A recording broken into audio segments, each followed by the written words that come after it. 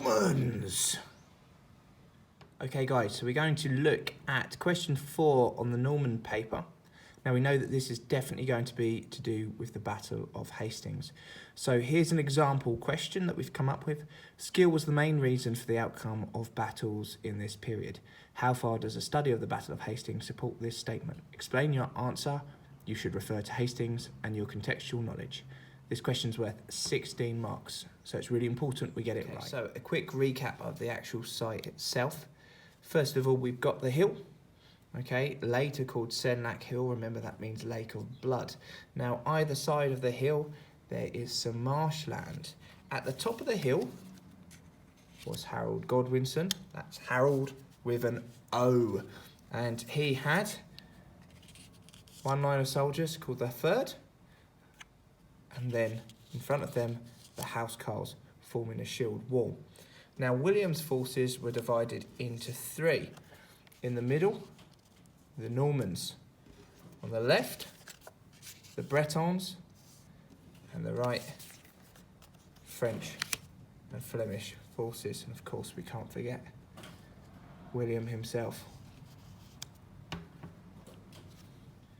William ordered his men in 3 lines, with the archers at the front, foot soldiers in the middle, and the cavalry, so the men on horses, behind.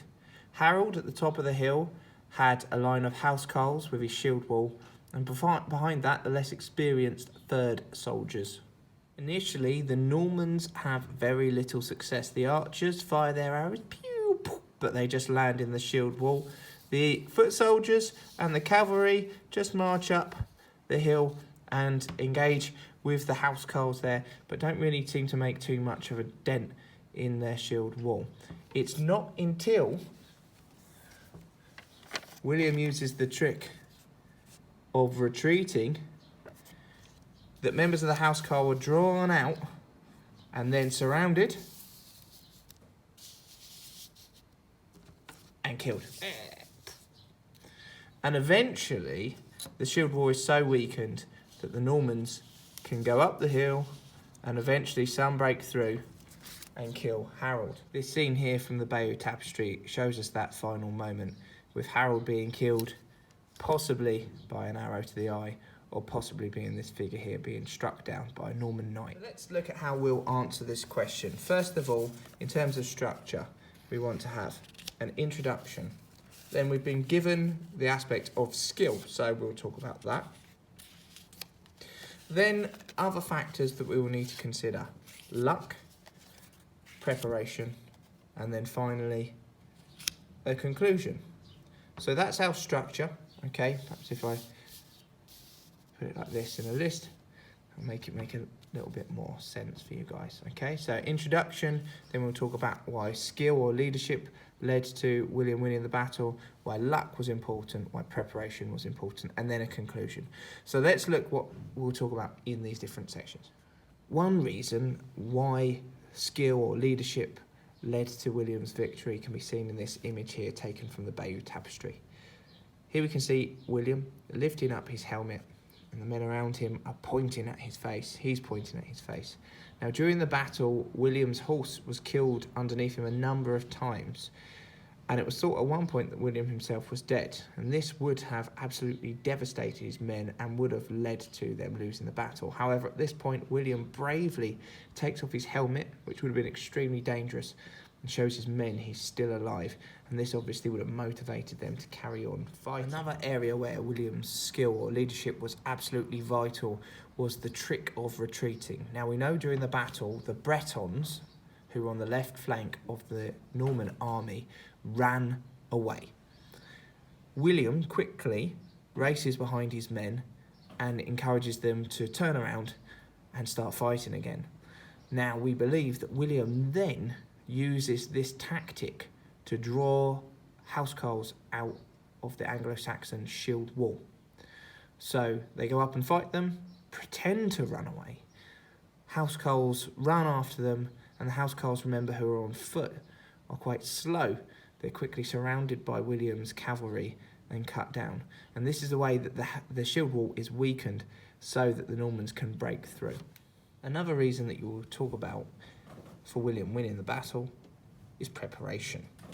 Now, that again can be seen in this image. Firstly, just by the fact that he has got cavalry. So his army's better prepared because cavalry are quite mobile and quick, so he's got that advantage. But the other thing can be seen in the picture just here. This is a papal banner. What that means is that the Pope was supporting William. And what that means is anyone that dies fighting for William on this day will go to heaven. So William's soldiers are going to be quite motivated to fight and not fear dying because they know that they will go to heaven if they die for their cause. So we can see how prepared William is from this image. We also have the issue of luck to talk about. So first of all, we might say it's extremely lucky that Harold's army were weakened by fighting at Stamford Bridge.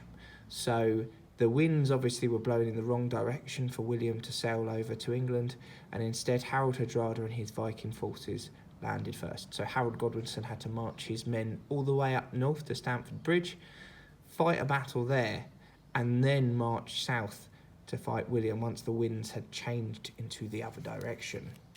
We might also say that it was quite lucky for William that Harold's brothers, who were fighting on either end of the Saxon army, were killed early on. Now, because Harold was fighting on foot, he was quite slow in terms of being able to move around. So he couldn't give orders to either side of his army, and he couldn't get around to stop his men from running down the hill. Finally, we have to consider the arrow in the eye. This would be extremely lucky for William if Harold was hit in the eye, instantly killing him.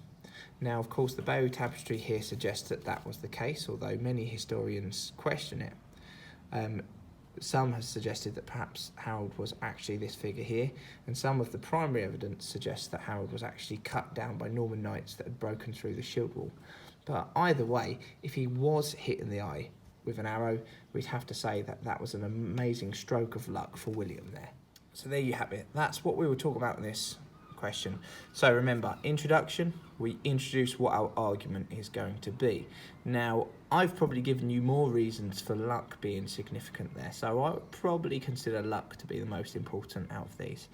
So we talk about our argument in our introduction, we then discuss skill or leadership, the factor they've given us here, we then look at preparation, we then look at luck, and then we conclude which of these was the most significant reason for the outcome of battles in this period.